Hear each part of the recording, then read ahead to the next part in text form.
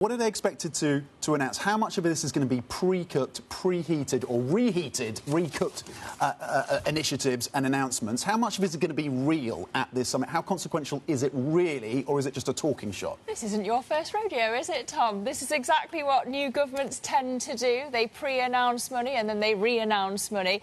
The point overall is that the government's top priority is economic growth. They say that investment is the path to that, hence the spotlight on London today. But as you say, we're expecting them to announce £50 billion of private sector investment into the economy, but £24 billion of that is green investment that was announced last week. We're also expecting Keir Starmer to talk about ripping out the bureaucracy that blocks investment, doing everything in his power to galvanise growth.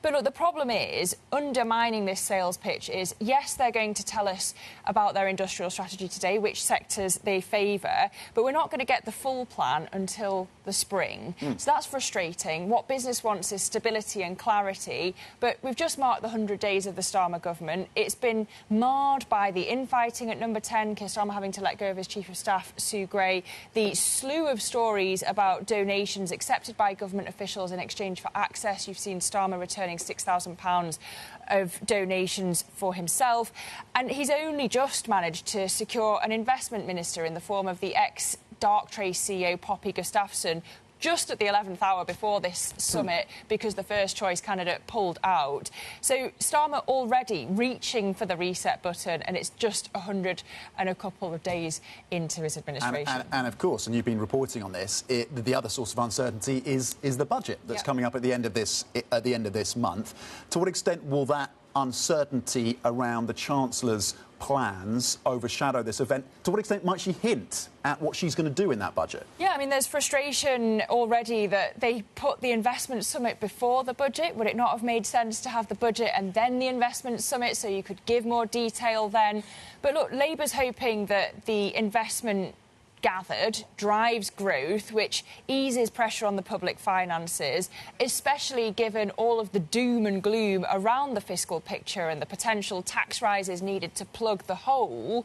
And that's already been spooking investors and consumers ahead of this budget. Look, one of the potential tax rises that we could get on October the 30th is a rise in employer contributions to national insurance. The Business Secretary, Jonathan Reynolds, yesterday refused to rule that out in an interview with Sky News. Now, the controversy about this is because Labour, of course, has told us they will not raise taxes on working people. Labour says that if it does this, it wouldn't be a breach of its manifesto. However, the Conservatives would say this indirectly hits workers if you're going to raise taxes on their bosses.